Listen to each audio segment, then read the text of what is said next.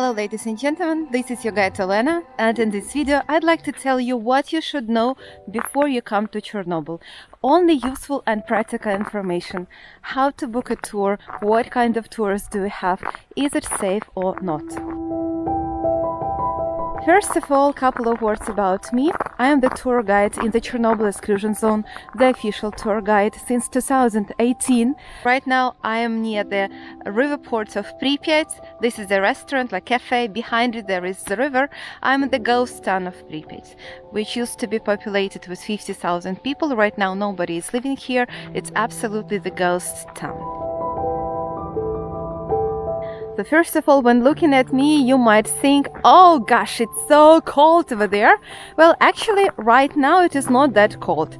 It's about -2 degrees Celsius, basically.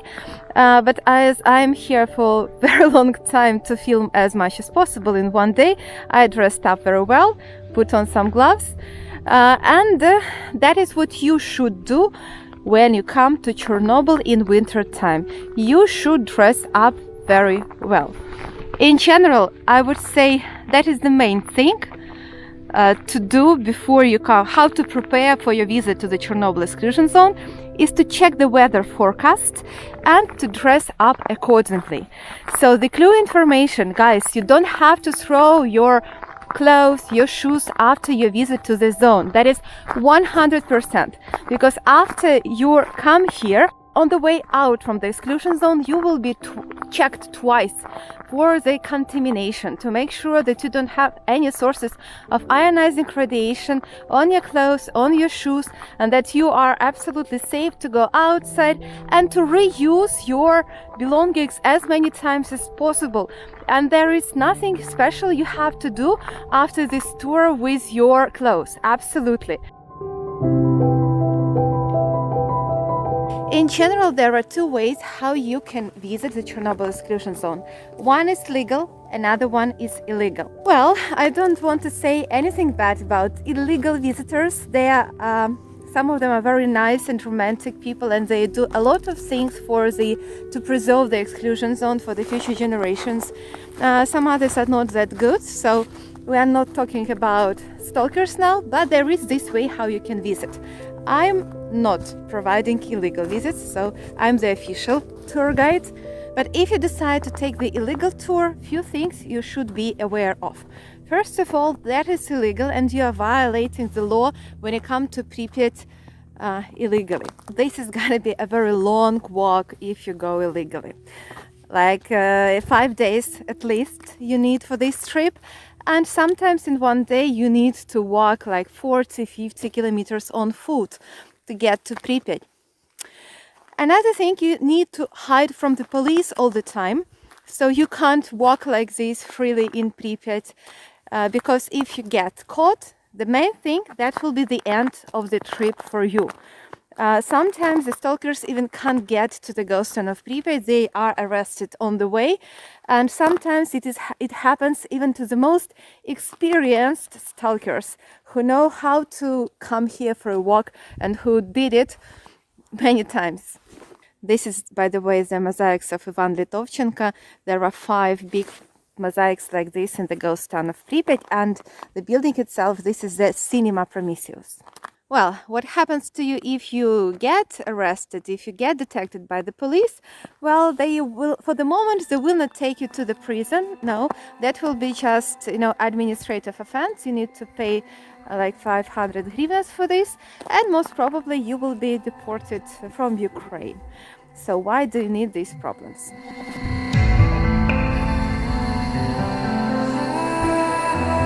Being myself an official tour guide, of course, I recommend you to visit the exclusion zone officially through the official tour operator. Now, if you have decided to go to Chornobyl Exclusion Zone legally, you need to choose a tour operator, a tour guide. Well, of course, I recommend the tour company that I work for right now. The name of the company is Tidarian Tours. The link will be in the description of this video, or you can contact me directly and book a trip with me. Basically, there are 2 types of the tours.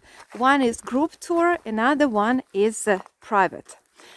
So the private, of course, that is the most comfortable and the best one, because if you go alone, there will be only you and the tour guide, and you don't need, to find any compromises with another people in the group, and the tour guide will follow your own timing. The tour guide will be following your personal interests and build the trip in recording of your desires, wishes, needs, and so on. If you go with a group, well, in the low season like this, and now in these quarantine times, only small groups are visiting the Chernobyl Exclusion Zone.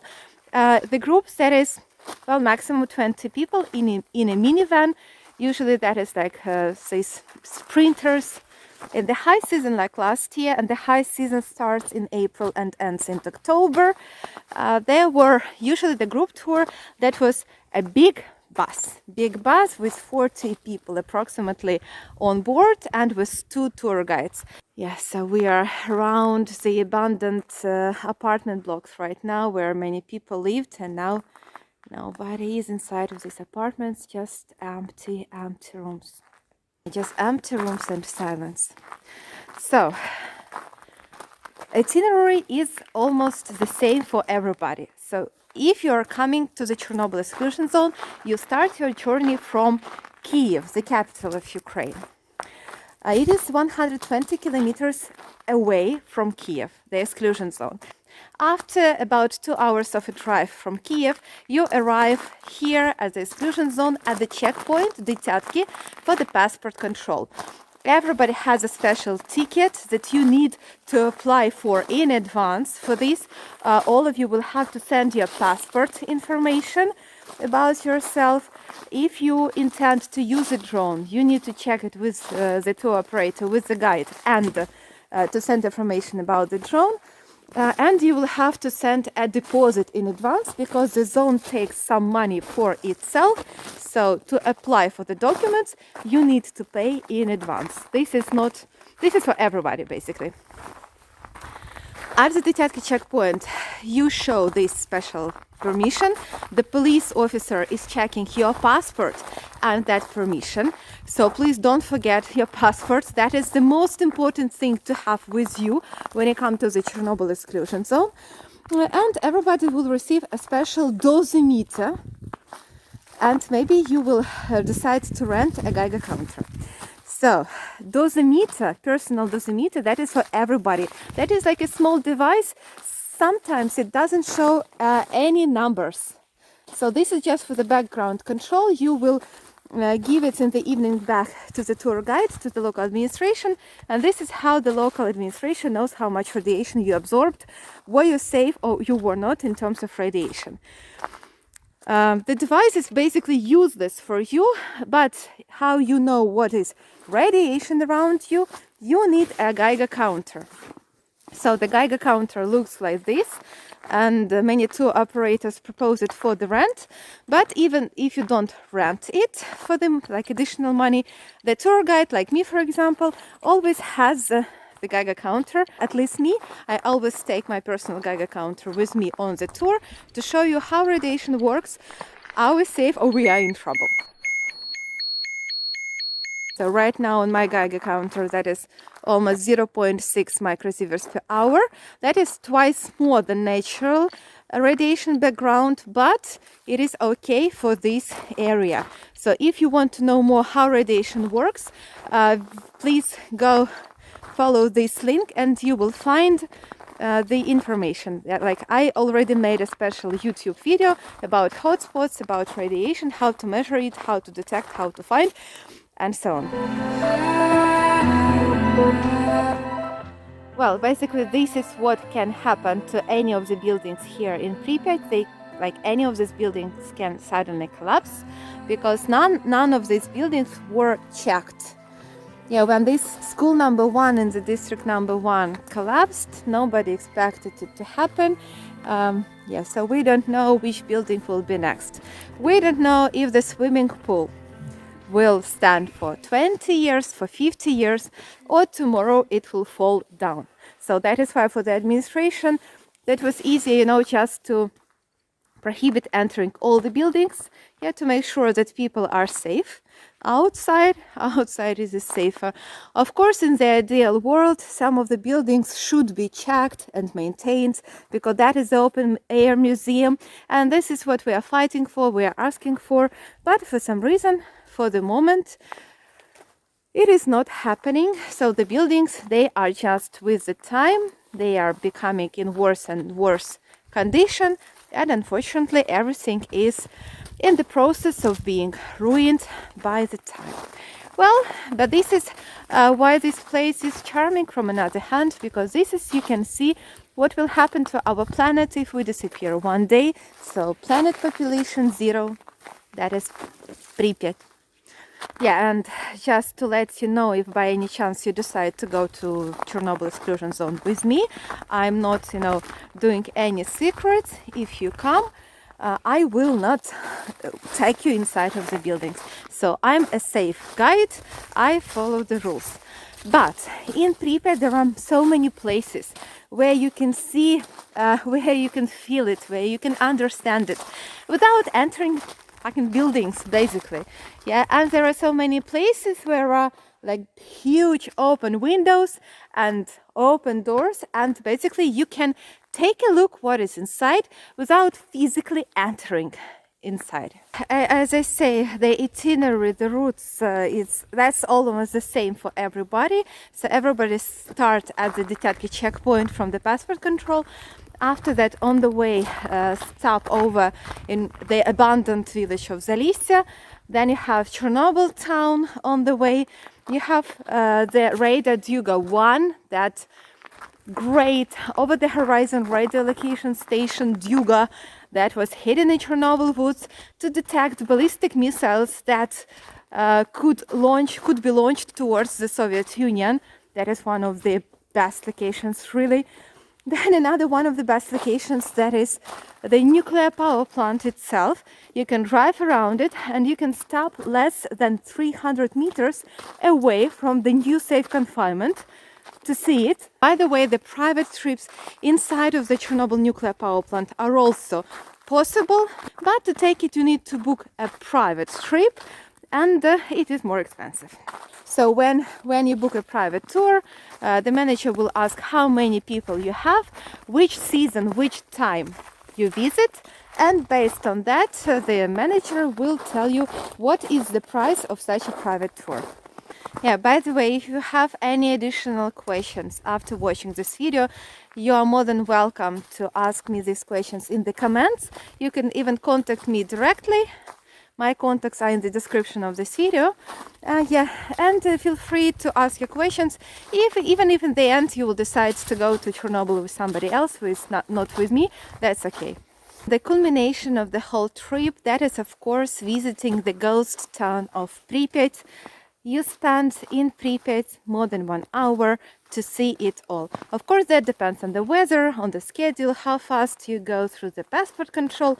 And that is, by the way, another reason to go with a private tour. Because like if you go on a bus of 40 people, of course it takes longer to check the bus than a private car with one tourist. Because basically at the checkpoint there are always only 2 policemen, and they need to check everybody who are coming to the Chornobyl Exclusion Zone. So that brings us to a question: when is it better to visit the Chornobyl Exclusion Zone? Well, for me, each season is very special, and for me, the Chornobyl Exclusion Zone is always special and beautiful. So when is it better to visit? I will always say, well, right now. Oh, today is the best way to do it, and you're lucky to visit the zone today because, as I say, each day is special. But at the same time, like each season has its advantages and disadvantages. So right now it is winter, and obvious disadvantage, you can see my red nose, that it is quite cold. But I mean, look around. There are, like today, well, no people. Well, last year there was no COVID, no closed borders, and there were a little more people than today. But anyway, in winter time, we have much less people than in the summer. Well, each year more and more people are visiting the Chernobyl exclusion zone, and if tourism will recover, and I'm sure it will recover, in the summer here we will have again crowds of many people, big buses, big groups, small groups, private tours. Yeah, so advantage of the winter time is that we have less people. Summertime, more people. You might think in the summertime we have like the day is longer. So especially if you're a journalist, photographer, and the light means a lot for you. You might want to go here in the summer because more time you can stay and film here. In winter time, day is shorter, but we have much less people. All the procedures like passport control is much faster. Groups are smaller, and just look in the winter time, you can see everything much better. So just imagine all these trees are covered with the leaves. Pripyat is so much overgrown that it is like a forest. In the winter time, no leaves on the trees, and you see much more that you can see in the summer. In the summer, you feel like yourself like in the middle of the forest, and suddenly you can see a building. In the winter time, you are quite aware of the fact that all that was really the city, the Soviet role model city before the accident. Well, behind my back, that is the city council of Pripyat. Right now I am passing the famous Hotel Polisia, and we are going to the main square of Pripyat. There on the top of this building there is a very well-known phrase, "Let atom be a worker, not a soldier." Of course, this is part of the Soviet propaganda, but we have so many Soviet propaganda here. In general, the place is frozen in time. On the top of that building there is the symbol of the Soviet Union. And decommunization never touched the exclusion zone. So this is a museum not only of the nuclear accident, but as well a museum of the Soviet era, Soviet Union. So basically I like winter time a lot. So in winter time it is cold. The summertime has another problem. It is very hot, and sometimes it's really very hot here. And by the rules, everybody who is visiting the Chernobyl exclusion zone needs to cover the body with something because of radiation. So even in the summer, if it is very hot, you are required to have long sleeves, long pants, and closed shoes all the time. If you come to the bus, to the checkpoint in a t-shirt, they will ask you to buy something over there to cover your hands.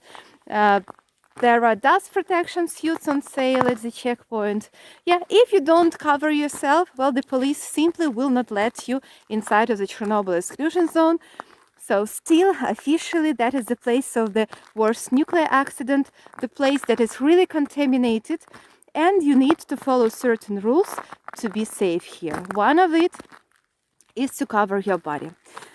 Yeah, so in this winter time it is cold, in the summer it is very hot, so you decide where is it better to go.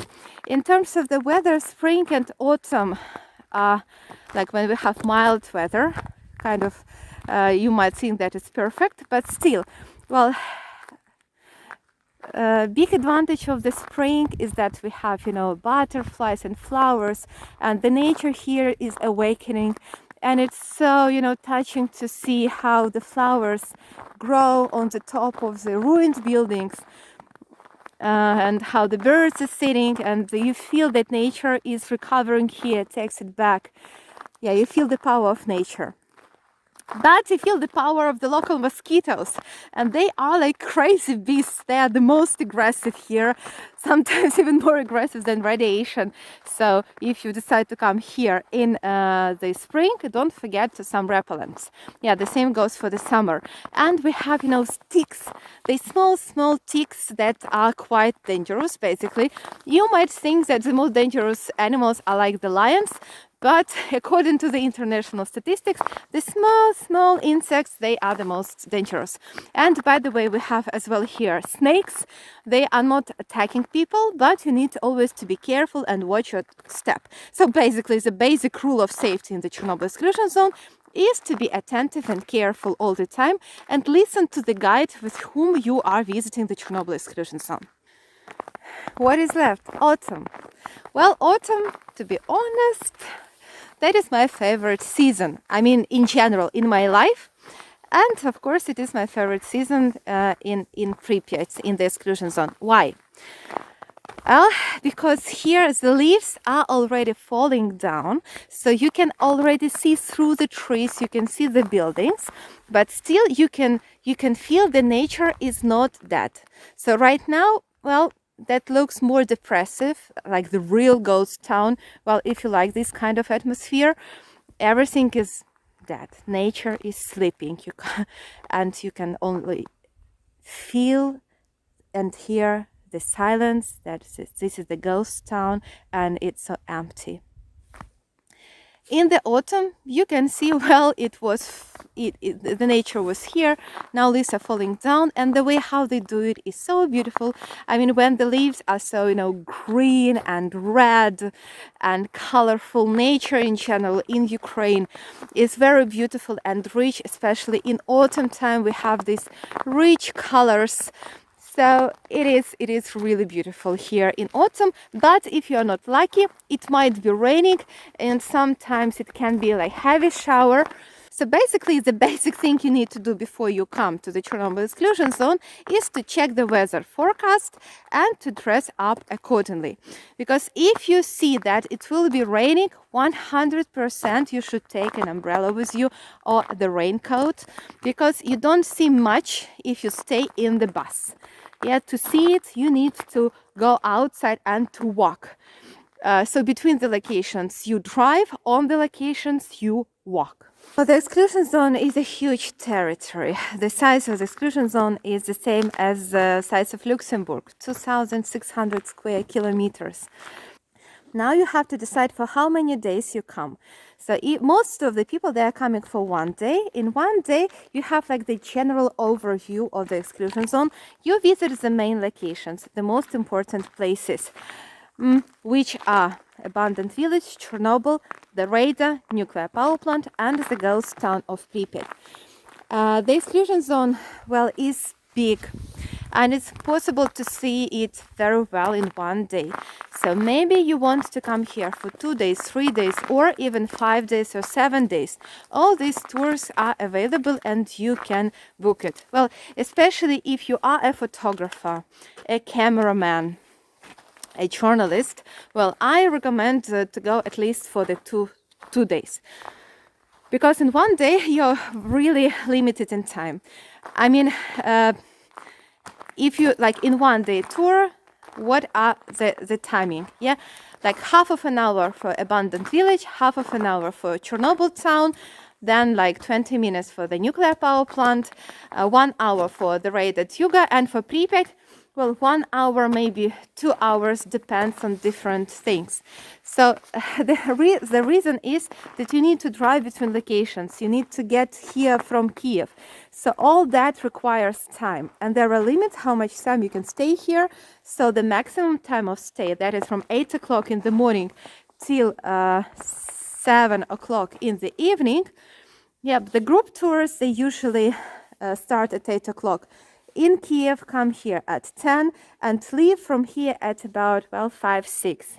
By the way, that is an example of the places where you can see what is inside without basically getting inside physically.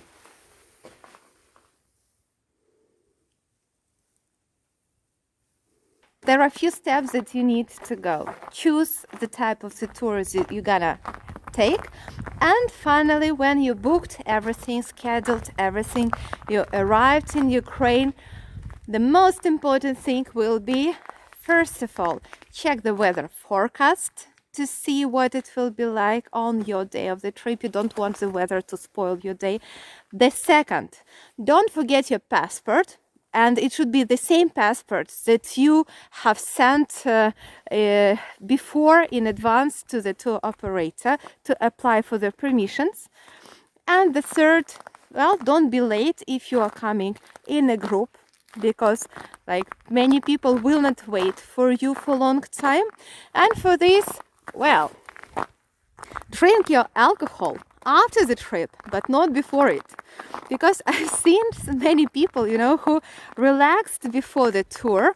And in Ukraine, we have so cheap alcohol, great places where you can spend time, good company, friendly people.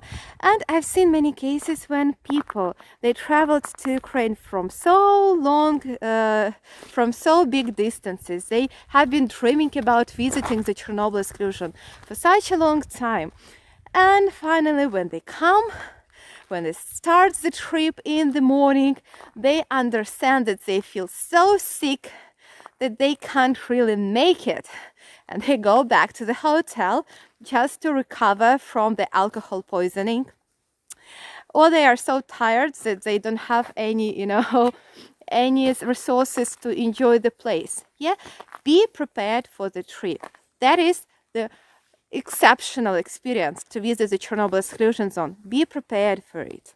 Well, ladies and gentlemen, this is the must-see place. That is the most photographed place in the Chernobyl exclusion zone, the most well-known, the Ferris wheel in this amusement park. Well, this is a place that is visited by all the groups, all the tourists, and you see right now, no other people here. You see, no people here. That is advantage of the winter time. In the summer, most probably there will be here some other people in the amusement park.